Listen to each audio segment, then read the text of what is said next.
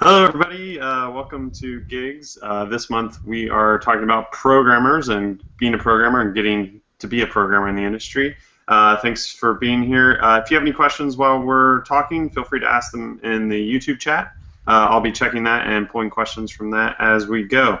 Let's go ahead and get started. Billy is going to start by introducing himself, and then we'll have everybody else introduce themselves as they get into the call as well. So, Billy, take it away. All right.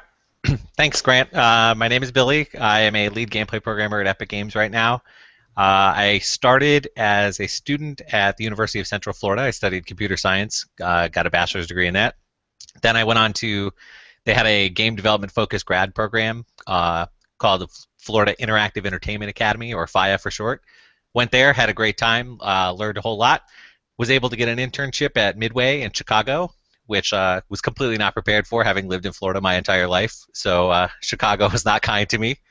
From there, unfortunately, they went under. I went to a small independent studio, Phosphor, made from ex-Midway employees. I was there for about 2.5-ish years, and then I transferred over to Epic. And I've been there now for closing in on 5 years. Hey, anything else you want to know, Grant? How did you get your first job? How did I get my first job? Well, it was a lot of, I had gotten the internship coming out of grad school. It was in my final semester, and it was a lot of who you know and positive connections there, I guess, right? Like my boss that I had at Midway during my internship happened to really like me, and then he was the one that made the new independent studio that I started at afterwards. And so, because I was able to have a positive connection with him, he then later on was like, "Hey, I'm starting this new studio. Would you like to continue along with me?" I was like, "Sure." And that was my first official job. Nice. All right, Kerry, why don't you go ahead and introduce yourself? Hey guys, my name's Kerry Allen. I'm a senior UI programmer at id Software. So I started out making games. Well, the first games I made when I was about 6 years old. I learned to program on Commodore 64 and Sinclair Spectrum. But there's only so much a 6-year-old can do. It's really simple stuff like having the computer pick a random number and let you guess at it. The sort of games I made when I was 6 years old. Didn't really get into making games professionally until after college, but all through my schooling, I knew that's what I wanted to do, was program games. So I went to Full Sail. Graduated about 10 years ago. Right after Full Sail, I got hired at Vicarious Visions. Worked on the Guitar Hero franchise there for a few years. Then after that, I went to Microsoft and worked on Kinect. After Kinect shipped, I decided I wanted to be back down in Orlando. My mum and dad are there. I'm not originally from there, originally from the UK, but my family had moved to the States and they lived in Orlando.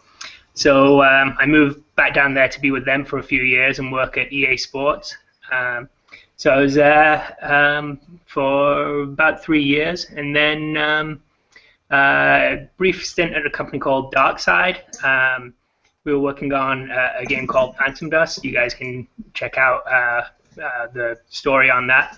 It was a really cool game. Unfortunately, it will never see the light of day, at least as Darkside had visioned it. And so right after Darkside, I started at id, and been there ever since. We just shipped Doom, and so that was awesome. Yeah, so good times. Awesome, thanks. We never would have guessed you're from the UK with your tattoo there. Since Americans like to tattoo other countries' flags on them, on themselves. All right, Kelvin, you're up last, man. Go ahead and introduce yourself. Tell us how you got in the industry. Awesome. Hey guys, so essentially my start was rather interesting. I, of course, studied in Full Sail, and soon right after college, almost right out of graduation, I just got a mysterious call, and someone just gave me an opportunity after seeing all my little hacks and gizmos that I used to do with PSP hacking and also some Nintendo DS hacking and all these other things. They were really intrigued about mobile development, and so they brought me in to do some startups on a game called DJ Music. From there, we transitioned to working on other more generic applications such as search engines, and ultimately ended up right after that working at HP. And during that period, I spent most of my time doing everything that had to do with not engineering. I organized the IGDA chapter of Puerto Rico along with some other colleagues, and we started bringing a lot of people together, doing sessions and tutorials on game development, teaching them the differences between what is core tech, what is like an engine, and building an actual community over in Puerto Rico. That's where I'm at right now. And after that, we started seeing and building actual game startups. So using the knowledge that I gained out of many of the other startups, I made my exodus out of HP and started building commercial products. That's where I released games. We released Breach TD, which is now rebranded as Breach Arena, and then also delivered some other games that I started on my own on the indie community, which was like Barricade, a game for iOS and iPad. And now currently I'm working with a couple of indies building VR development, usually VR development. We're doing Tactera. Most people are playing Gear VR games right now, would probably hear about it. I'm not sure any of the cardboard people might see that yet, but PC people are also getting that. So I've been hopping around everywhere from low-level tech to entrepreneurial to game development, so it's been quite a ride. Yeah, that tends to happen. People tend to bounce around and try lots of different things. And I'd like to say this is our most crazy distance one of these we've done so far. Billy and I are in Raleigh, and Kelvin's in Puerto Rico, and Kerry's in Germany. And thank you, Kerry, for staying up late with us, even if you are on a weird sleep schedule already, and you know, just adjusting. Thanks for using us to adjust, I should say. Yeah. All right, so let's get into some of the questions people have. So the first one, pretty awesome question, pretty good one we get pretty often, but I want to hear the programmer's kind of perspective of it from Jason Harris. What tips do you have for cover letters and resumes to make sure you're noticed in a positive fashion as a programmer? Anybody jump in? Okay. I can actually jump in. This has actually been very recent. I guess part of the bio that I failed to share is that I'm currently going to be flying out to Amazon in a few days to do my final interview for the Lumberyard team, specifically for the Start Experience team. And I've been doing a lot of resumes and cover letters. What I found is that in reality, resumes speak a lot. Cover letters also have a good impact. And in my experience, most people that ask for a cover letter is because they don't know anything about you, or you don't necessarily have a direct contact with the company itself. I found that when I talk to my friends to help me get in touch with someone who can actually interview me and get a conversation going, is kind of the cover letter tends to be a substitute, a somewhat of a substitute of that. So if you don't have a friend, you can kind of see a cover letter going through that approach. So I tend to put myself in the mindset of, what do I want to tell my friend, or what do I want to communicate to a person, and specifically point out what I'm made out of, why I'm really applying there out of any other job in the industry that I could be applying to, and then kind of get their interest to want them to call me, instead of just, hey, I need a job, and I really think you should give me one, that's why I'm writing this cover letter. Yeah, I would definitely agree with that. Like, I've been on the side of the interviewer a couple times recently. We interview for gameplay programmers, or the most recent one has actually been, we went through a lot of intern applications because we're doing like our fledgling intern thing, and like fastest way to get cycled out almost immediately is to be like generic. I'm just shotgun applying everywhere, and it's obvious. Like, I don't even know what games you've made. Like, I don't know what you're like. Okay, forget it. I think the other things I would add are, I know when I was going through this process, when I was just getting out of school, everybody was like, "Oh man, you're only going to get to look at your resume for a few seconds." I was like, "Yeah, whatever, sure. I'll still make it all cool, and they're going to read it, and they're going to be swept off their feet. It's going to be great, right?" But now that I've been on the other side for this internship program that we just started, we literally got so many applications that we were down to like, you basically did have 4 seconds of us looking at it before we had to be like yes or no on whether we wanted to continue looking at it. So we ended up getting into the process where, like, for interns who applied, if they didn't have like a portfolio of, this is proof that I care so much about games that I'm like making projects on my own, and or like, here's an example of a thing that I've tried on myself, we just had to filter them out like right there. and it's I don't know, back when I started, I think you could get away, maybe particularly for an internship, with just like, look, I have very strong computer science fundamentals, give me a chance. But now that like all of these tools and things have become like more widely available, and like the barrier of entry to being able to make something is so much lower, people are out there killing it, man. They've got all kinds of cool demos and things they're making, and it's really hard to compete against that if you don't have something similar. I like the idea that you basically were like having Tinder for interns. You're like no portfolio. Oh, build a level in UE4 and mid a game. You know, it's like going at it as fast as you could. I like that. What about you, Kerry? What are your thoughts on this? So I think there's different ways to approach your resume depending on where you're sending it. If you're applying online to a company, they probably have some sort of automated software that just picks through PDFs and Word docs and looks for certain keywords, and you want to tailor your resume towards that. It sucks that it's very not personal, but that's how a lot of companies. That's if you go the hard way through applying on a website. I think that's what happens. But if you're going to go meet someone, if you're meeting people at GDC or actually going to sit down with people, then yeah, you might only have a few seconds, and then you want to make your resume stand out a little bit. I think that some people will tell you to write your resume one way, some people will tell you to write it another way. There's certain things that you do want to always do. You always want to keep it professional because it is your resume. But I always try and make sure that there's some sort of my personality comes through in my resume, whether it's like some sort of logo or graphic that I use in the header, or my choice of font or something. Just something so it's not just black and white. Because if you're at an event like GDC and you're taking home 100 resumes, and like one of them isn't just black and white, then that's going to be the one that stands out, right? Yeah, it's interesting. I was looking at a resume the other day that was like really colorful and like eye grabbing, and like my initial reaction was like, what is this? And then I was like, oh, I'm actually reading the whole thing.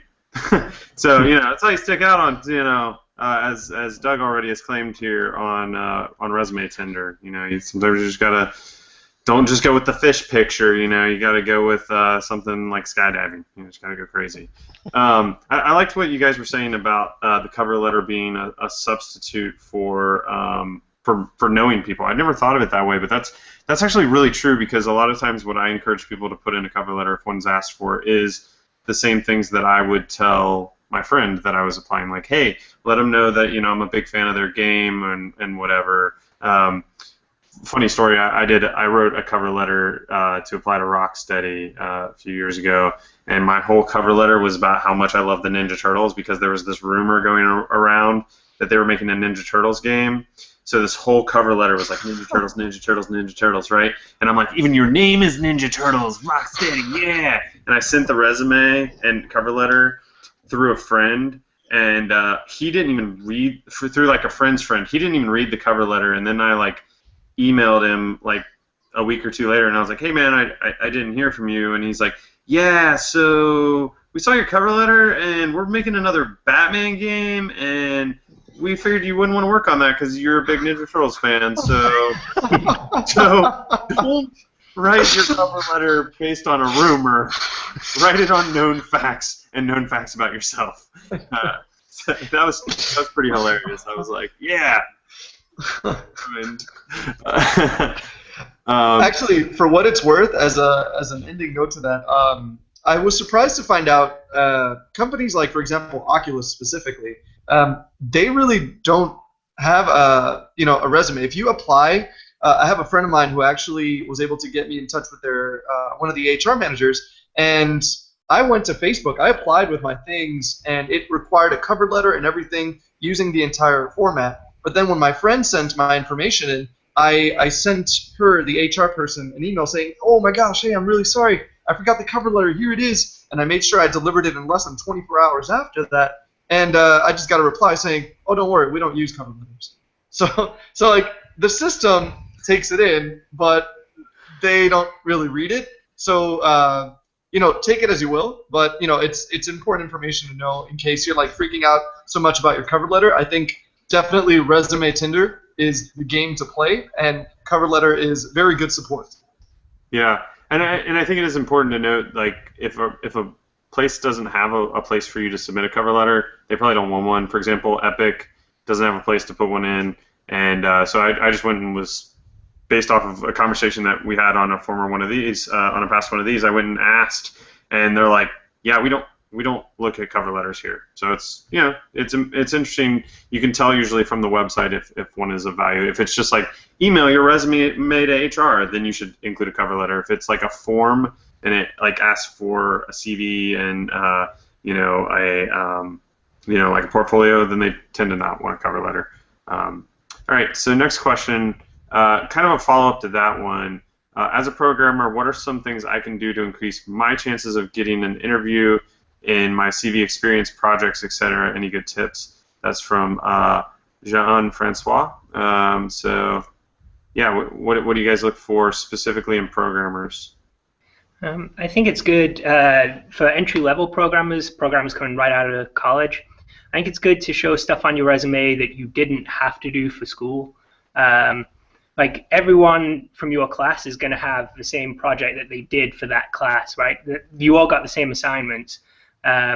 Even some assignments that, like even the open-ended assignments, you all got those. But it's more interesting to me to see what you did when you weren't made to do it. What you worked on in your spare time. Have you gone to a game jam and worked as a team on a game just for a weekend? Things like that. I'm always interested in projects like that.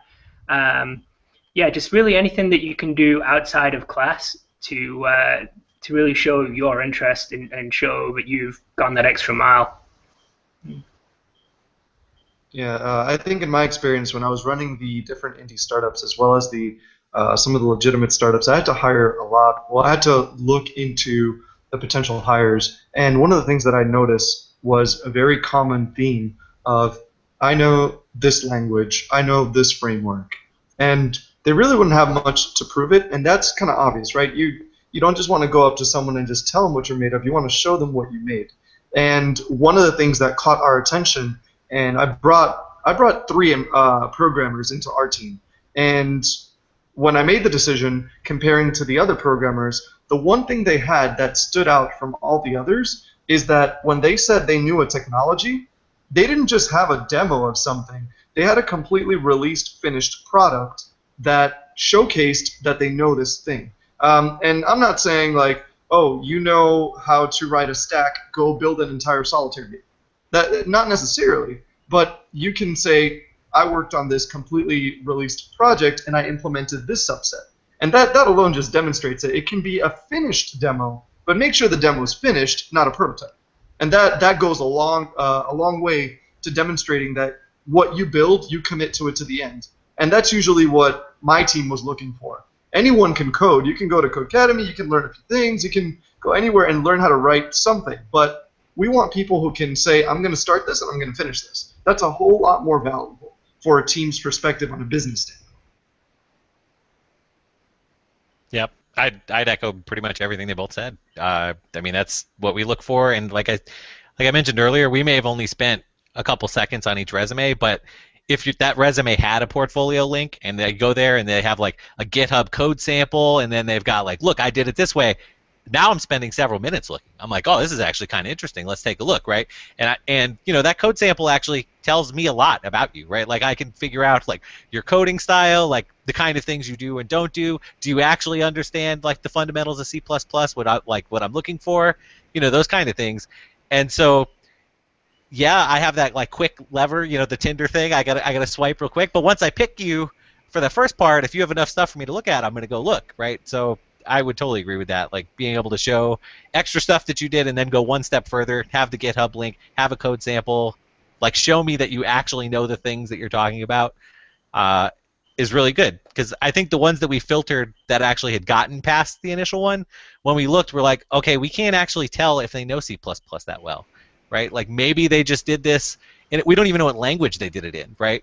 So it's like, but I still remember a couple that we looked at were really good because they had the code sample and then they had used UE before and they were like, look, I did this part in scripting and here's my blueprint graph. And I was like, oh, all right. Like, now I understand that you know both parts, right? So that was really good for us. I think one of the things that I would love to see, actually, I would love you guys to chime in on this because this is some realization that I realized, right, a realization that I had when I was hiring a couple of people. I realized that I was implicitly biased by the development of what people had made. Sometimes, you see a demo of a bouncing ball, and you're like, okay, well, I know how a bouncing ball is written. I know everything that works. But when you look in the innards and what they're trying to show, sometimes people are not really good at communicating these sort of things unless, like it was said earlier, you have a GitHub sample, you can see a commit, you can see the change logs, and you're like, this is what he did, this is how he was involved. And in hindsight, one of those things that I looked at when I started in the industry was I wondered to myself many times, I spent so much time building things from scratch on my own when maybe I could have gotten a little more impressive and really wowed someone by doing the same contribution I did, but on a project that was already existing, maybe in an open source project and something like that. I feel like that would have caught many people's attention like a colorful resume that just is kind of eye-catching. But I don't think I would still be swayed today, but it's something that kind of makes me wonder from the moment that I started in the industry.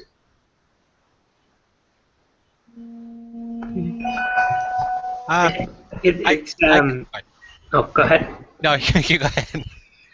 I was just going to say, when you do go look for open source projects and you start contributing, that is like going outside of what you're being taught at school. That is taking the initiative. That's going and diving in and making games. A lot of what you do, particularly at the higher levels, not so much at the junior level, but at higher level programming roles, is you look for the problems and you fix them. And if you're doing that with some open source project that's available online that anyone can get at, then that's what people want done in their own code bases.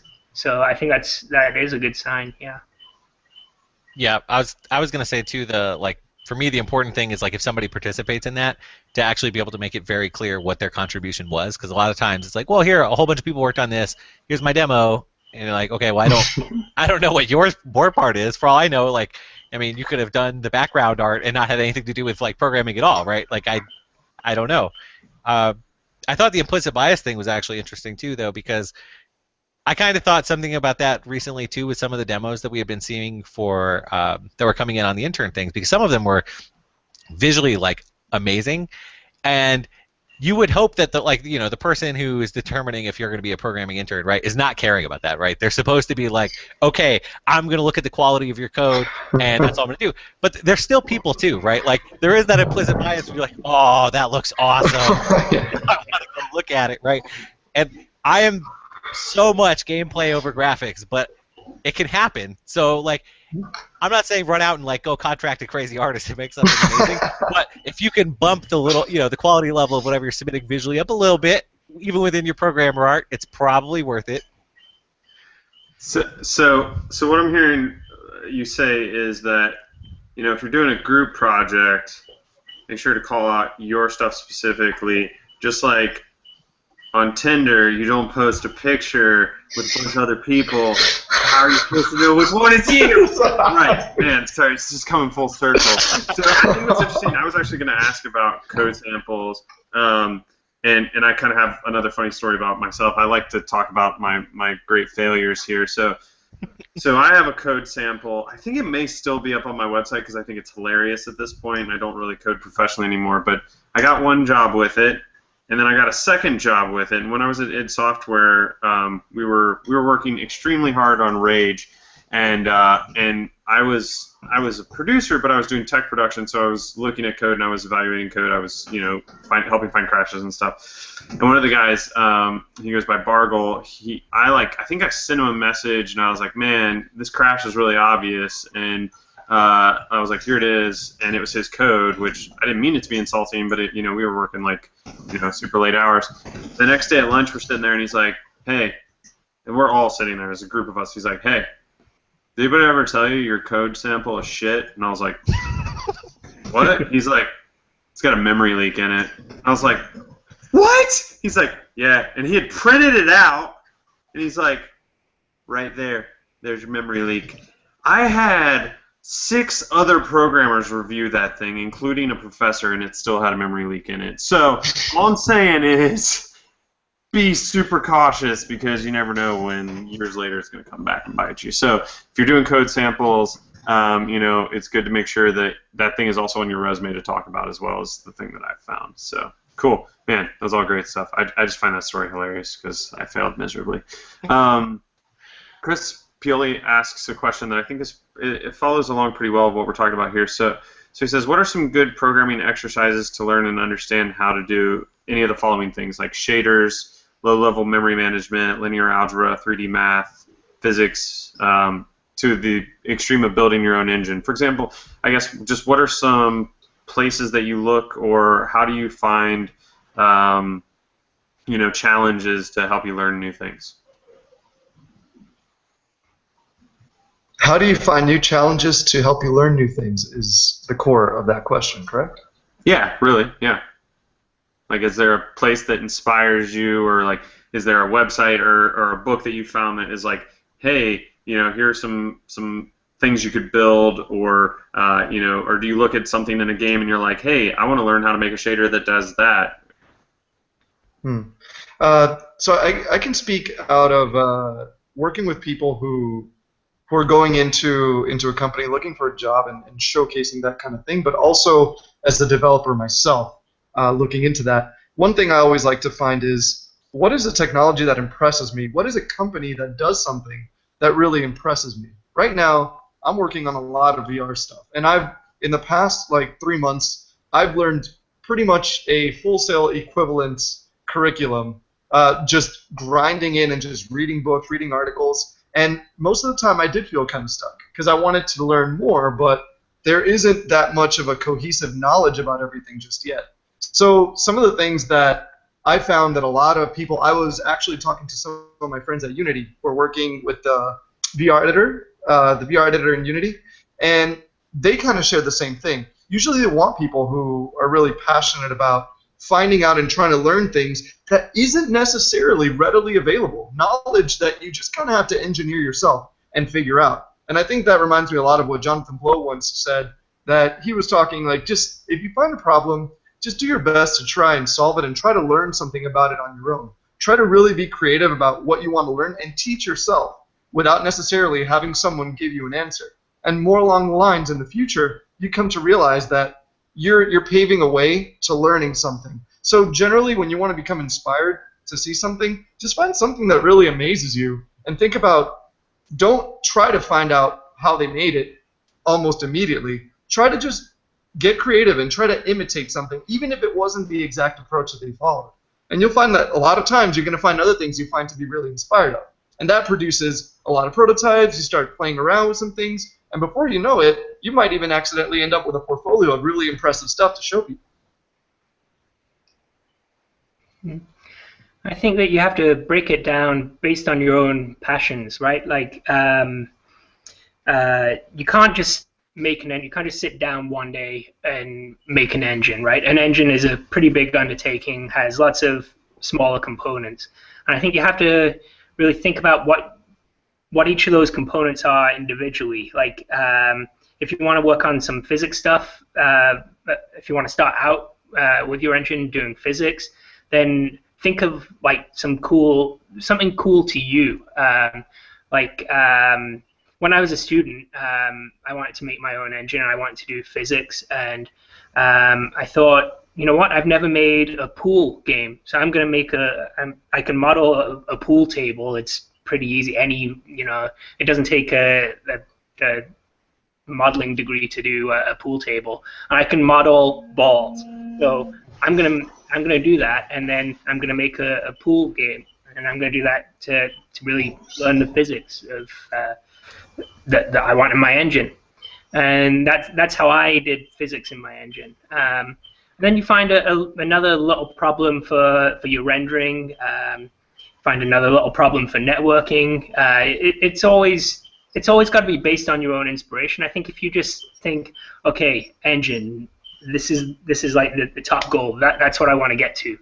Okay, and then you start looking down from there. Then it's kind of it doesn't really work that way. You have to build your passions up to that, if that makes sense. Yeah, I think also to add to that, the finding the passion, I found out that a lot of people, a lot of my colleagues sometimes, they're really passionate about the way you were saying it, the big picture. But we as developers, we need to break that down to something small to work on, because we're not a one-man army. I mean, some people are, but very, very few of them are a huge one-man army. And one of the ways that I found out what to be inspired by, or what to learn, was join meetups. Find as many meetups as you can with other game developers. Go to game jams. Go to places where there's developers developing, and you're gonna find out things that you didn't even realize you were interested in. And you're gonna find like-minded individuals that are gonna be interested in the same thing. And you can build from there. And maybe that big thing that you had to reduce to a tiny little pebble, now you have two people working on two little pebbles, and you can see it grow a lot faster, and it's a whole lot more motivating too. Yeah. Yep, I'd agree with that too. I think for me, I kind of went through a spectrum in my career. Like my current state is more very close to what both of them just described. Of like, I tend to learn new things because I'm like, man, I really want to know how to do X, or I want to go try Y. This game mechanic sounds amazing. Like, let's just go do it, and then not necessarily concern myself with what the problems are even in the way. Like, okay, I just want to accomplish this. Now let's go learn all the things that have to happen to make that happen. I think that's where I am now. When I was a student and terrified of going into an interview, I think there is a decent amount of, like, some of the interviews you're going to step into are kind of just expecting you to just regurgitate book knowledge, right? Or like low-level stuff. And on that, I almost feel like you are having to go back to, like, okay, I'm just going to go read the whole textbook, and I'm going to practice the exercises, the tried and true, and be able to recite it, right? Because I'm all about getting in and like getting your hands dirty and trying things, but I know there are certain interviews that are just going to filter you right off the bat if there's like basic book knowledge stuff that you can't recite back to them. So I think there's still some of that too, that you've got to like make sure you read the textbook. Obviously pick the one for the subject. I remember for some reason when I was in school and like learning C++, I thought it would be an awesome idea to be like the language lawyer that do like the inside out of every single thing. So I read like cover to cover the Bjarne Stroustrup book, which is like the driest book in the universe. And I was like, all right, I should have done that. But I think there's like a medium, and you kind of have to guide it based on like what you're going for and what you're doing. Wow. Billy Badass over here, just reading the driest book on the planet. It was so much time. All right, so this is a pretty interesting question. Caleb Schneider asked, he said, I'm in game design at Full Sail. Nice hat, he says, Kerry. He graduates in 4 months, but I want to switch to programming because I am enjoying more and more. What can I do in the next 4 months to get myself ready? So it's not necessarily a question of like I want to switch degrees or anything. It's like, hey, I'm already kind of getting a game design degree. I've learned a little bit about programming. I kind of want to teach myself about programming. Are there things I can do to get more ready? My first kind of like guiding point would be, you're doing game design. You're kind of experiencing that. You're programming. I don't know what your level of programming is if you're doing C++, C# or whatever. But if you like design and you like programming, maybe looking for a job as a scripter would be a good way to go first. But what do you guys have for kind of self-teaching yourself to be a better programmer? What are your thoughts on that? So I think that for the design degree, there's there is a little bit of programming. They do go through and learn quite a bit of programming as far as the designers go, like more programming than most designers would use. But a lot of people really fear that. A lot of people went into a design degree not wanting to program. So when you get to final projects and you're put in a group, there's always going to be lots of opportunities for someone that can program, that wants to program, because there are plenty of people that don't want to program in the design degree, as far as I know. Yeah, just be the guy that owns it. Just be the programmer in your group. With all the group projects that you get put in, be the one that writes the code. Same for really any coding project you get from here on out. Go to the rest of your classmates and see if they need help with anything. Really master all the programming assignments that you get between now and then.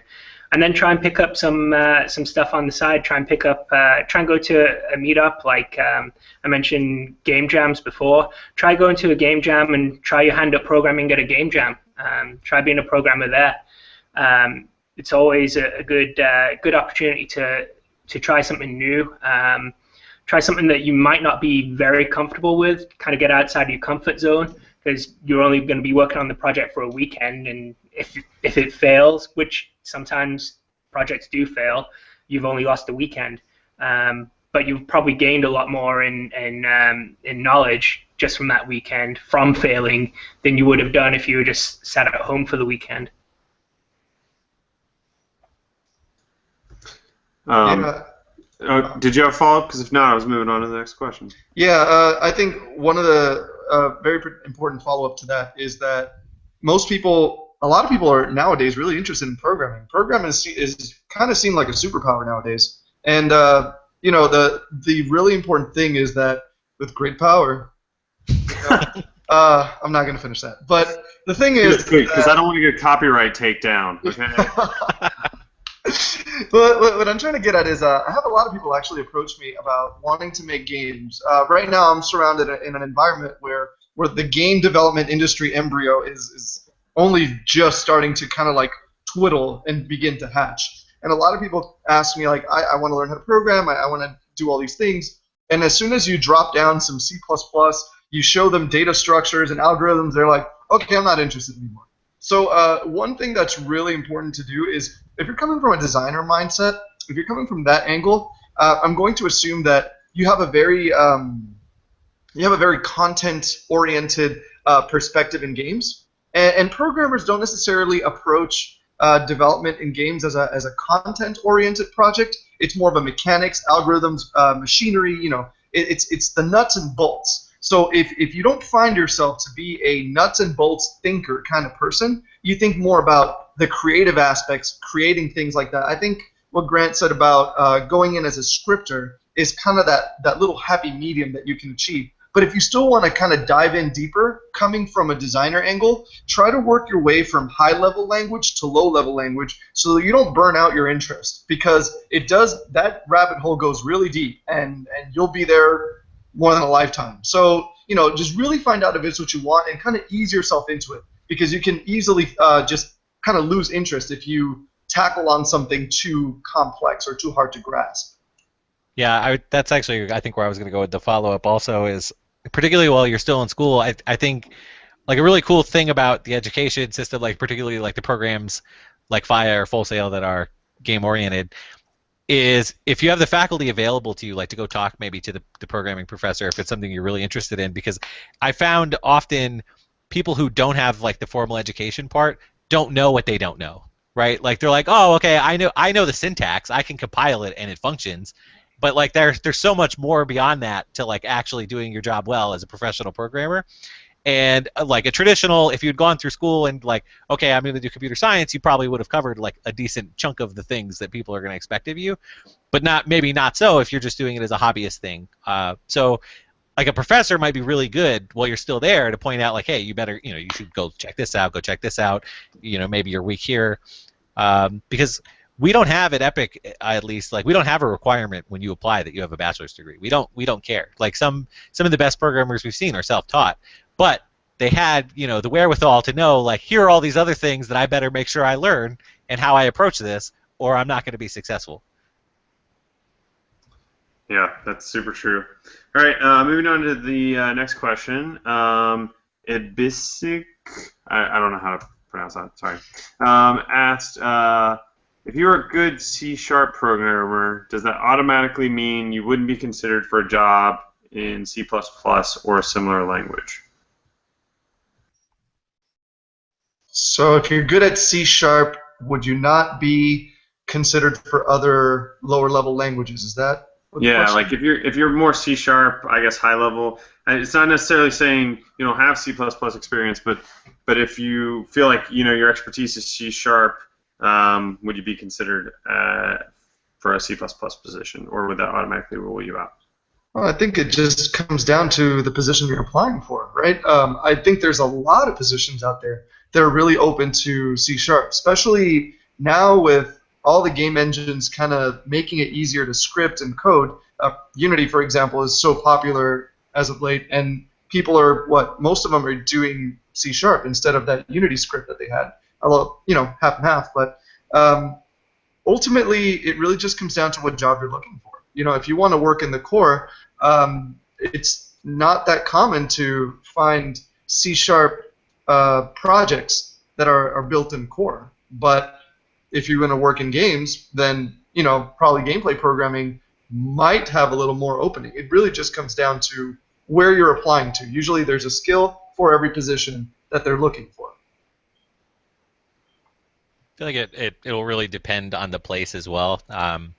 For us, like when we were doing the intern thing, we really wanted people who already knew a lot about C++ because we didn't necessarily want to we didn't necessarily have the time. They're only going to be here 3 months. We don't want to spend all of it with here, we're going to only teach you C++ basics. We'd like to actually get you game development specific experience. So for us, it would have been a little bit more of a deal breaker, particularly because I kind of view it as once you learn the basics of programming and you know that stuff, you're kind of learning how to problem solve, right? You're learning how to think through these things.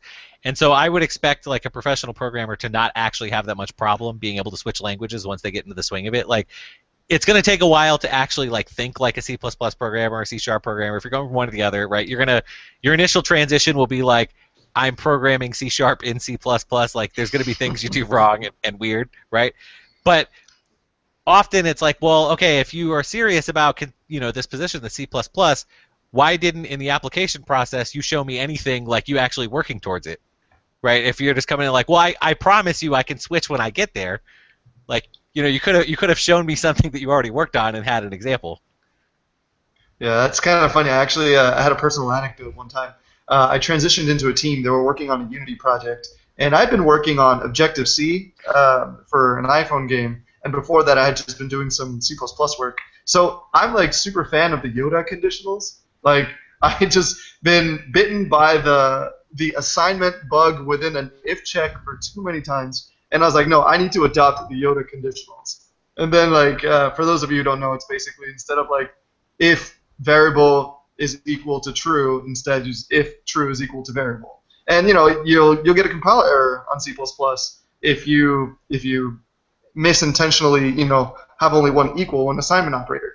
And when I started working on the C# team, everyone was looking at me. Everyone was in the code review who's writing these weird if checks? Why is this? This is not working.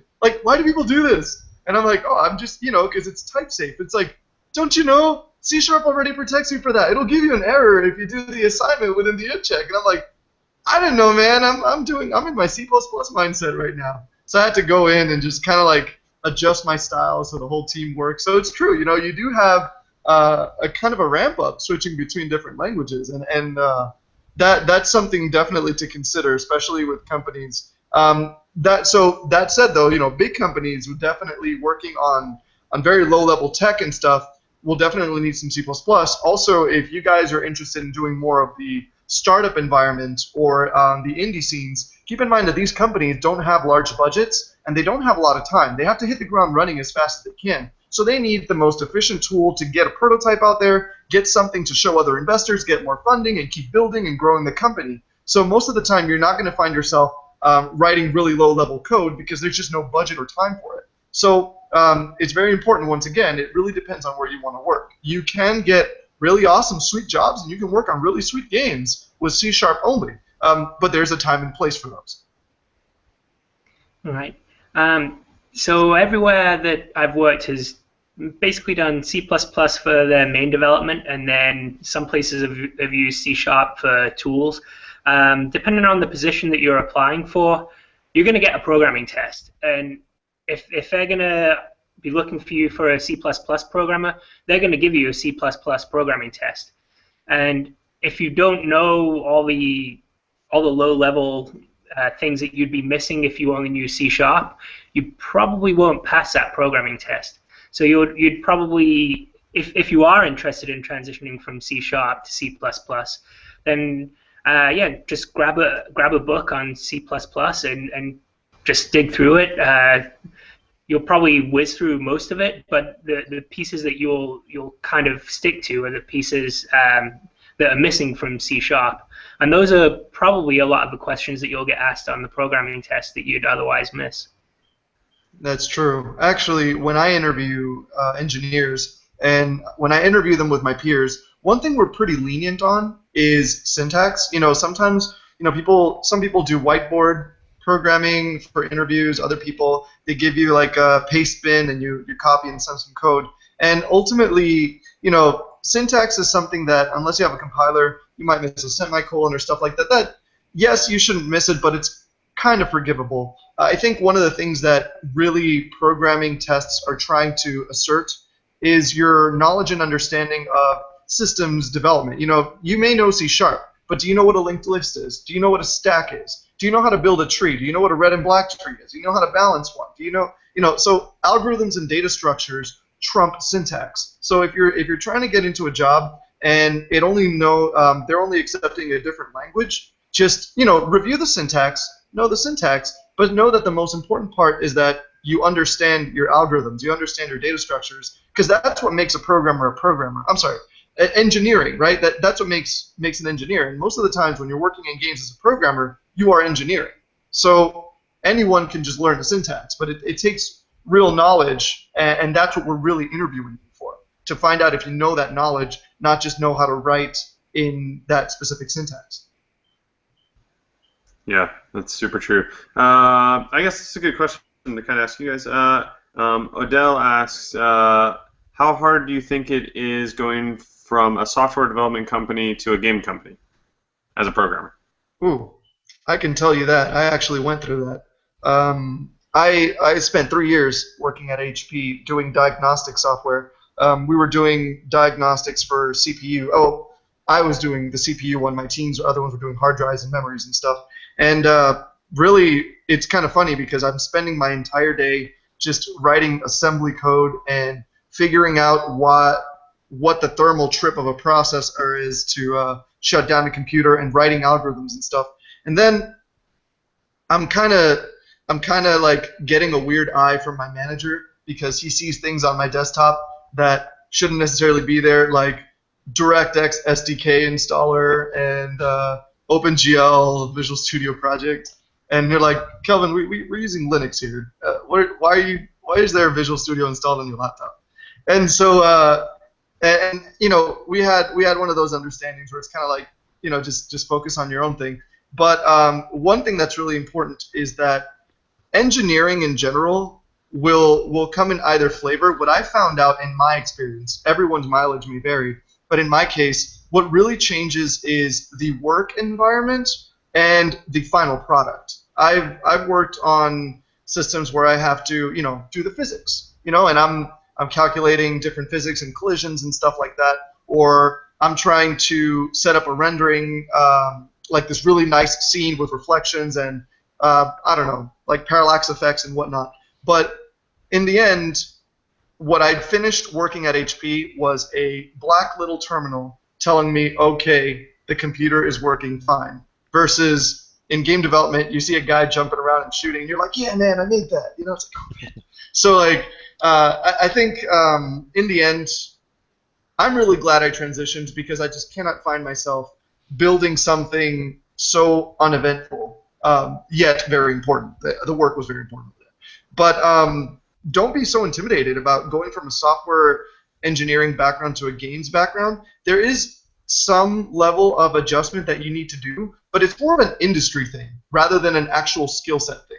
If you notice, go look at any engineering job, and most of the time they'll say they need X amount of years in the games industry. But just go back 2 or 3 years ago, they weren't saying that in the requisitions forms. They were just saying X amount of years in engineering or development field.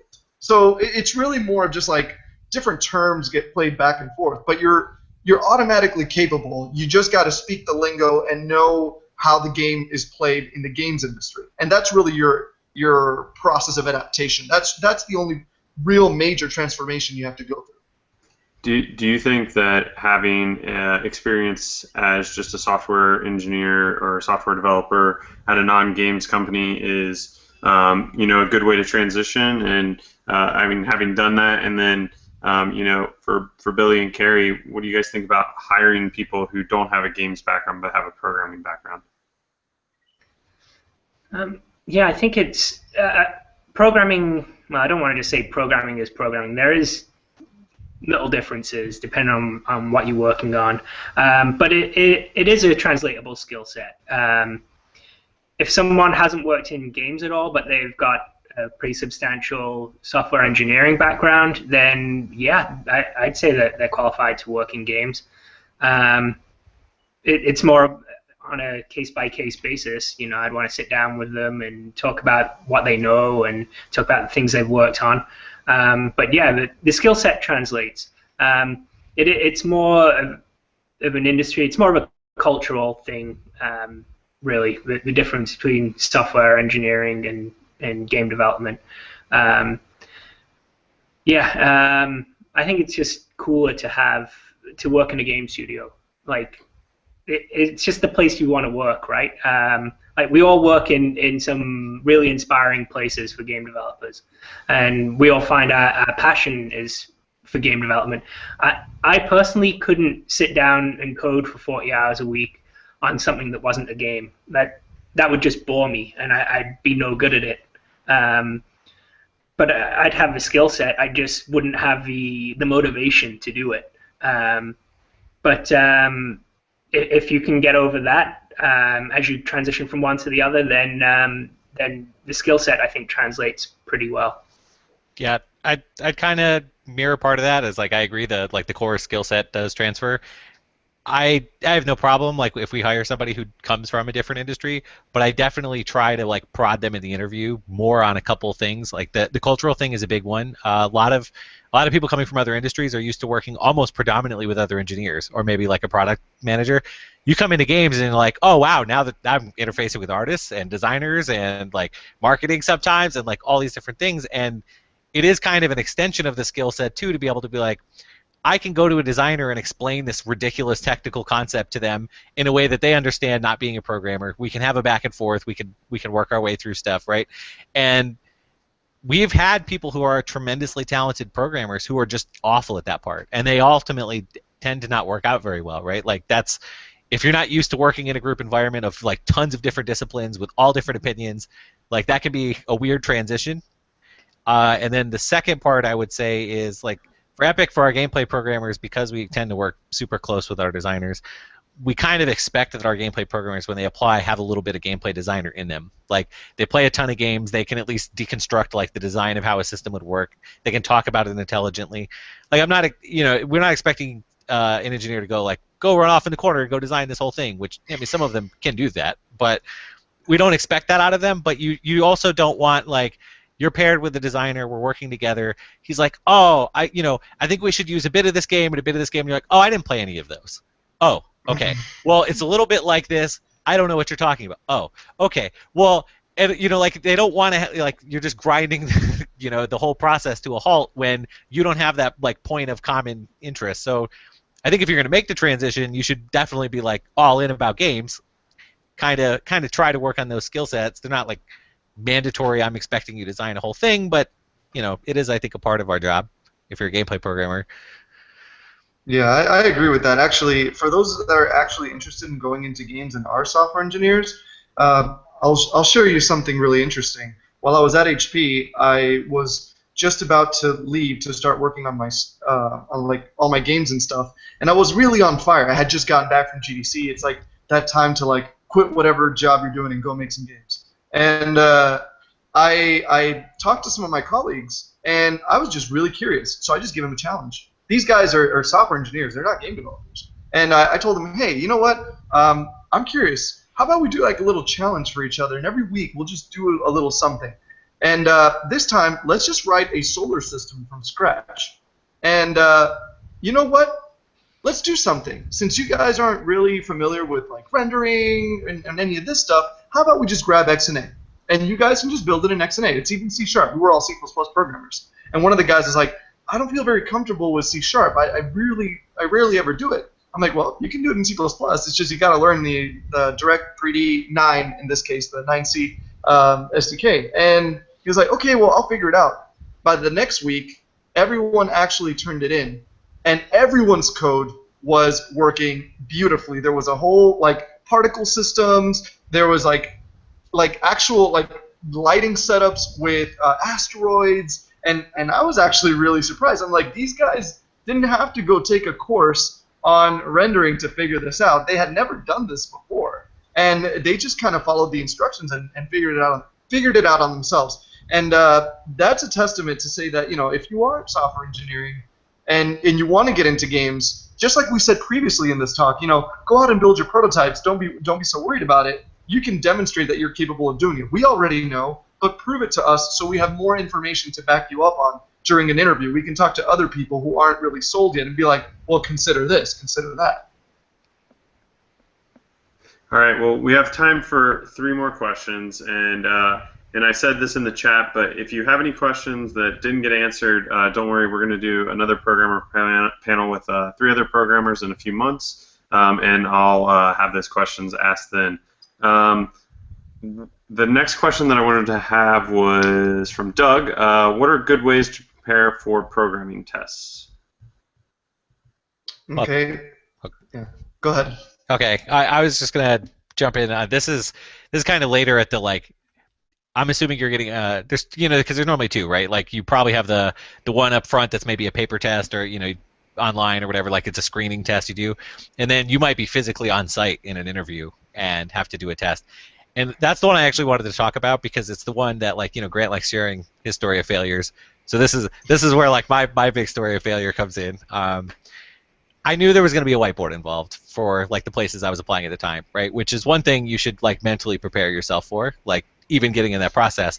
And I remember to this day, like all of my professors in grad school could like right now just be like, I told you so, you're dumb. Like they told me so many times, like practice doing that test in front of somebody else. Like practice this interview, practice being on the thing. And I was like, I don't think you understand. Like computer science has so many topics, I have to study all of them. I don't have time to practice your dumb interview. So I'm sitting there like, oh, let's study graph theory. Oh, let's study this. Oh, let's study this. And they're like, you can't know all of computer science. Like you don't know what they're going to ask you, but you better be prepared.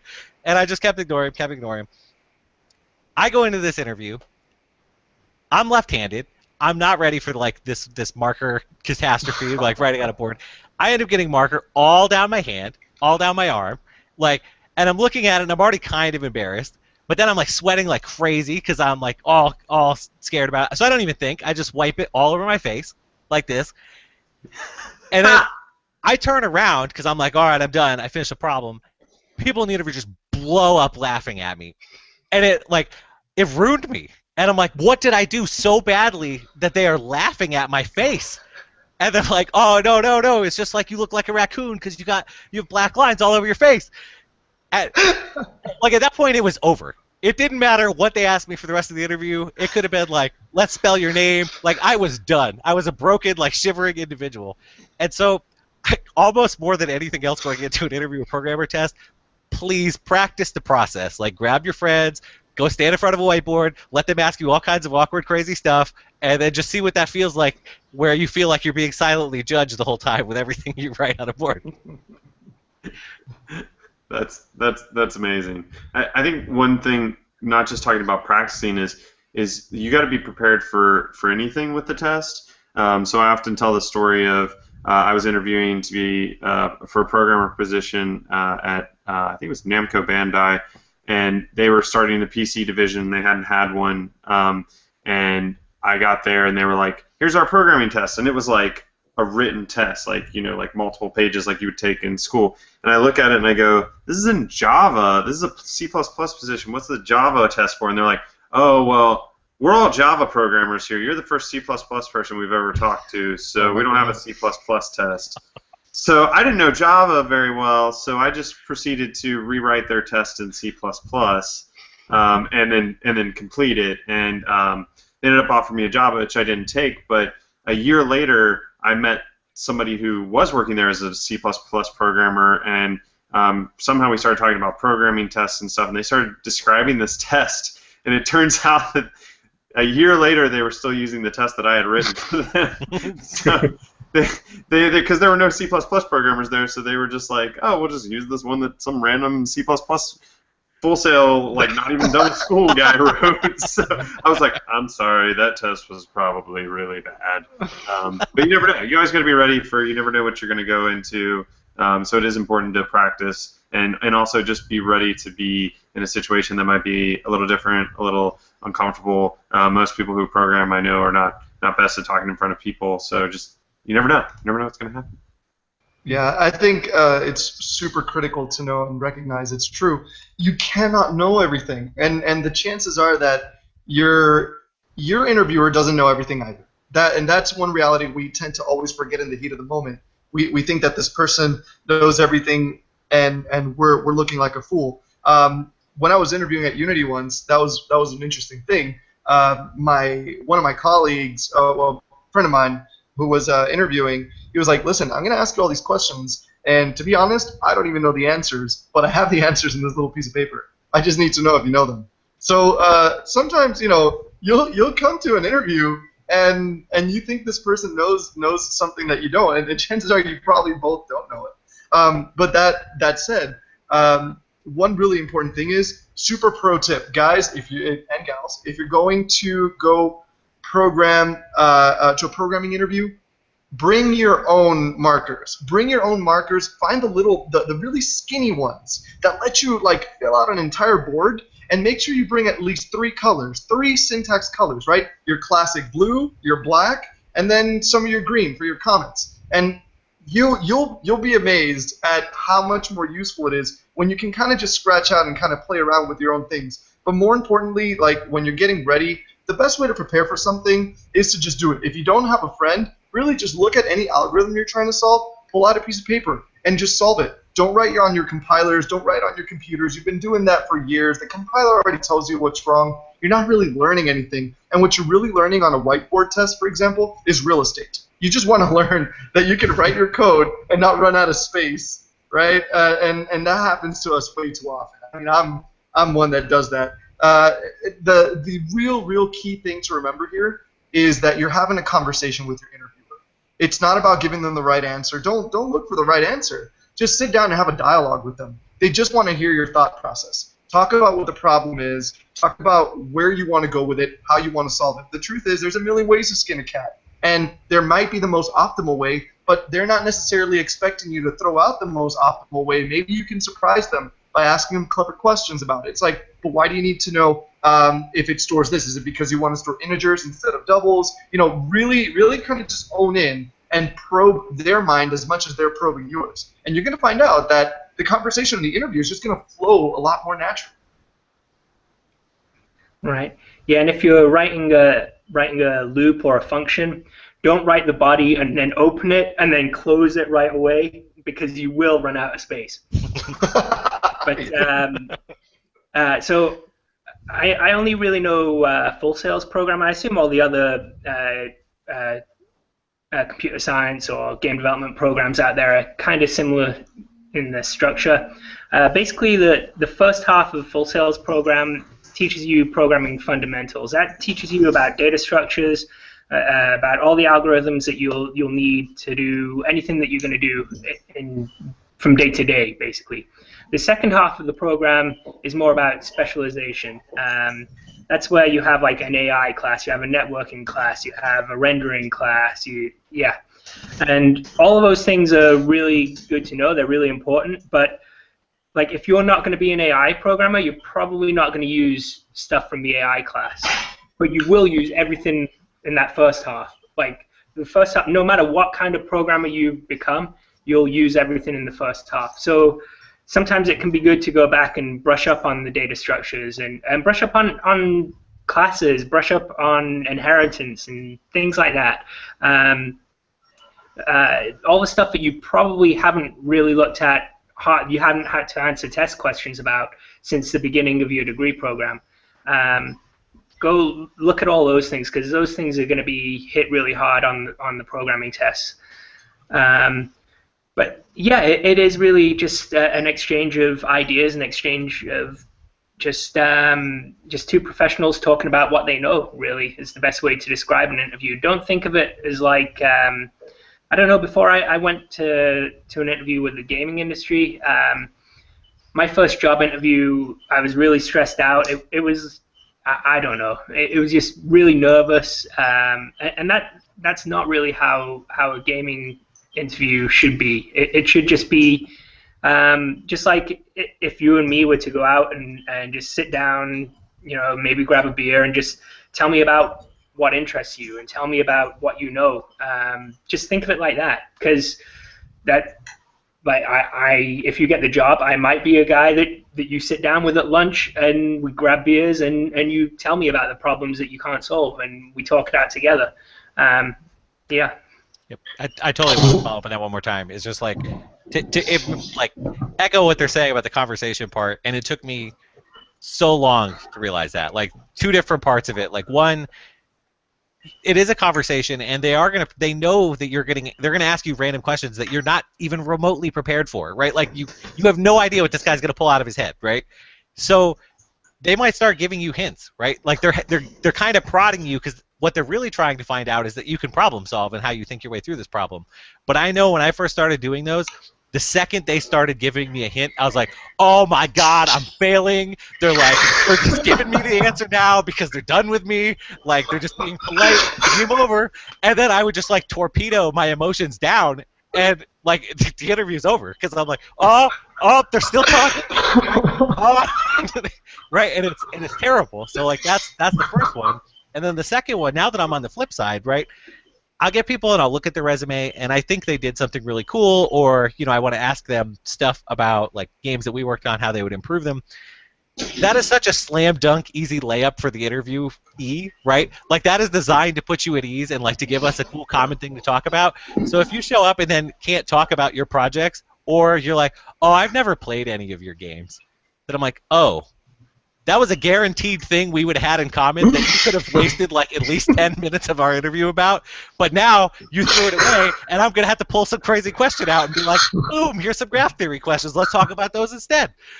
Right, so like don't throw those moments away either, because you're like hyping yourself up out of all the crazy nonsense that somebody might ask you, because those are buying you a lot of good time with the interviewer as part of the conversation. I always tell programming interviewees, like if you make it through the production part of the interview, you probably are good, because what happens is like you've probably been tested and like destroyed by some programmer, and then us producers roll in and we're like, what are your hobbies? Like, I'll never forget when I interviewed here at Epic. One of our programming leads came in, and he sat down and he goes, I don't know how to interview producers. And I was like, you want to talk about code? And he's like, yeah, all right. So it's kind of the same. Like most producers are like, I don't want to talk to you about code. So I see you. You grew up in Maine. Let's talk about Maine. I've never been there, So it's like you got to look for not only those hard programming parts, but the small talk parts are just as important to get to know each other. You guys totally answered one of my other questions, which was awesome. So one last question. Each of you take a minute or two to give the advice that you would give yourself. With the knowledge you have now, the advice you would give yourself now that you would give yourself when you were first getting into the industry. Billy, why don't you start? Oh, geez. It probably would have been along the lines of the interview stuff, just because I was just so comically bad at it. Like, I'm kind of afraid to see what would happen if I ever ended up at another interview, because I'm sure I'll find a new and tragic way to fail it. But oh man, if not that, then maybe I don't know. Maybe more like just the common theme of what we've been saying of like get out and just try something and do it. Like I remember for certain when I was starting, I let myself be like paralyzed with like, but I don't know this, and I don't know if I can do it, and I don't know this part, and I don't know this part, and I don't know this, so then I would just like accumulate this massive collection of books of like I can't even start until I read all 15 of these because I don't know any of this stuff, right? And I'd be like, no, you can totally get through this. Just go back and start, right? That probably that, if not the interview thing, but man, the interview thing would be a pretty strong candidate. Kerry? I think it is confidence for me. I think confidence is a theme we've got going on here. But if you imagine that someone asks you 20 questions and they're trying to figure out what you know, like if you know the answer to these 20 questions, if you're 95% sure on every single one, then you give the answer that you think you're going to miss one question. But if you're only 95%, not 100%, and you say I don't know, like getting one wrong is better than answering I don't know to 20 questions, right? And I was definitely the kid that would have said I don't know when I was only 95% sure instead of 100% sure. And you're going to make mistakes. That's part of learning. But you don't want to beat yourself up over it, and you don't want to stop learning because of it. You don't want to fear to do something because of that. And I think that was always a problem with me. That's mine, I guess. That's what I tell myself. I think mine's is a little, because of how I hopped around different places. There was one recurring theme that I would tell myself in the past, and it's to fail faster and fail sooner. And don't worry about criticism. Don't worry about looking like a noob. Don't worry about going into a group of people who are making huge, amazing projects and showing them your crappy little Pong game. Because that's just where you're starting, and they started out at the same level too. So don't be afraid to go and talk to a CEO and tell him, I'm working towards that. What do I need to do? Don't worry about going up to a lead programmer and be like, I want that same job that you're doing. I don't care if it's in another company or if sometime you end up moving out and that job is available. I just want to grow into that. Just go in knowing nothing and open yourself up to everyone and just let the knowledge flow, and don't be afraid of throwing yourself into the fire to learn something. Because even if you look ridiculous, even if you feel like you look ridiculous, the truth is that there's millions of people out there who weren't brave enough to do it, and that's why they don't know what you know today. Yeah, a lot of people in this industry respond tremendously positive to like true, real passion. Like you can see it coming through no matter their discipline. And even if that person doesn't know what they're talking about, they don't know what they're doing, I am way more inclined to want to help the person who's like, I'm going to bust through all these barriers and I'm going to solve this problem. I will totally be like, all right, come on, let's go for the journey, right? Instead of the person who's like, I don't know. Like, I don't know. All right, so thank you guys so much for being here and giving us just incredible advice. I was over here like taking my own notes. I got to get back into programming, so I can be cool like you guys. Thank you so much.